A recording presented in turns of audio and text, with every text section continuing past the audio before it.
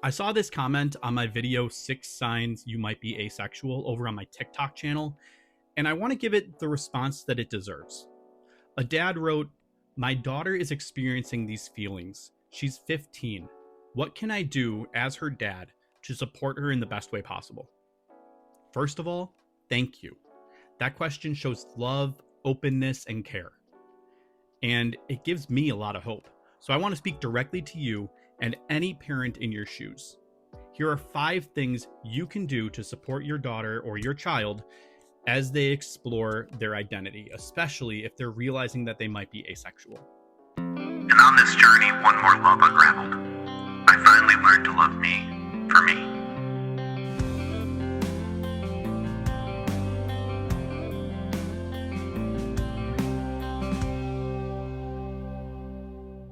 Step 1 is listen. And I say it in my class all the time. There's a difference between hearing and listening. I mean, really listen. It might be tempting to offer advice right away or to try to reassure your child by saying things like, "You'll understand more when you're older," or "Maybe you just haven't met the right person yet."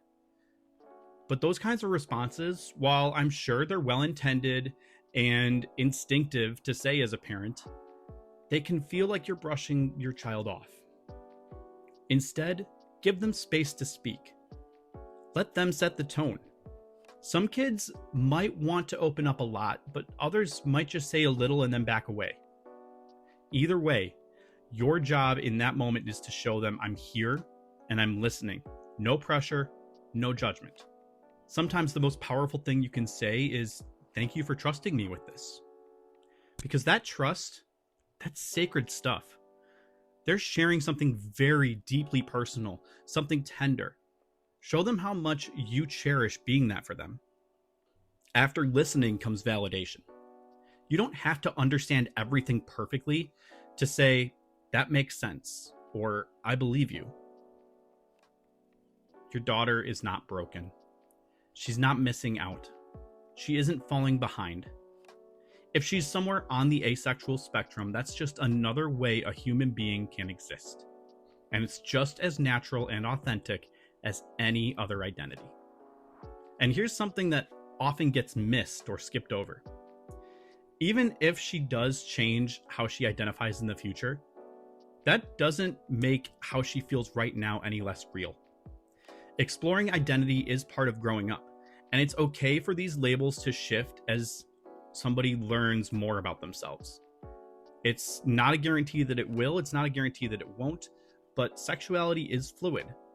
So just because maybe one day that changes doesn't invalidate how they feel right now. Offering that validation tells her, you're not too much, you're not too little, you're enough, and you always have been. Asking genuine questions can be a beautiful thing, but only if you're asking to connect, not to correct. I had an aunt who unfortunately recently passed away. And I made a video a few years ago after she and I had an amazing talk. She asked very genuine questions that showed me that she cared, that she wanted to learn about this. She wanted to support me, which is not something that I have a whole lot of. These were some of the best questions I'd ever been asked about myself. It's been very hard lately without her. The last thing I said to her was that it meant a lot to me that she was out there for me. And she said that she always would be. And then less than 2 months later, she was gone. But I'll always hold that belief that someone could care about me like that. Somebody who knew me my whole life could still see me for me. That's powerful stuff. And if she's talking to you about this stuff, she sees you in that same way. Now the important thing is letting her know that you see her too. So when you do ask questions, instead of saying something like, "How do you know you're ace at your age?" Or instead of bringing up questions of experience, try asking, what does being ace mean to you? Or is there anything you'd like me to know? Or anything I should be careful not to assume? That small shift from curiosity rooted in doubt and suspicion to curiosity rooted in learning and understanding your child can make all the difference. Also, don't rush her into teaching you everything. She's 15. She's still figuring things out for herself. Ask when it feels appropriate, but let her know that you're also learning on your own. That tells her you don't have to carry this alone. And that brings me to this next point. Learn from both your child and other resources. It's powerful to say, I'm reading up on this too. It shows that you're invested. You're not passive. You're not just tolerating who she is. You're celebrating it. It shows that the trust she put in you had an impact and that you're proud of the person she's grown to be. One book I really recommend is I Am Ace by Cody Daigle-Oriens. Cody's a creator who goes by the name Ace Dad Advice, and their writing is compassionate, clear, and approachable. It's great for young aces, but also for those who are trying to support without overstepping, whether allies, parents, friends, partners. It's a great resource for people trying to learn. I'll also throw a little plug in here for my own book, Limitless, Poetry of an Aromantic and Asexual Journey. This is my own memoir in verse, taking the reader from my days as a confused teen into the culture shock of sex and romance-obsessed college, and into adulthood where I finally found the words for myself. It might help you understand from a different lens some of the things she's experiencing that she can't put into words for herself yet. There are also a lot of great ace creators on TikTok, on YouTube, and on Instagram who talk about their lived experiences. People like Lynn Saga, your girl Lisi, and of course Ace Dad Advice. Learning from these voices not only helps you understand, but it helps your child to feel seen. You're modeling something here too. You're saying, I'm not perfect, but I'm trying. I'm learning with you. That is love in action. And maybe the most important thing I can say, this is still your child. Whatever identity she holds, whatever path she's on, she's still the same person you've always loved. That hasn't changed.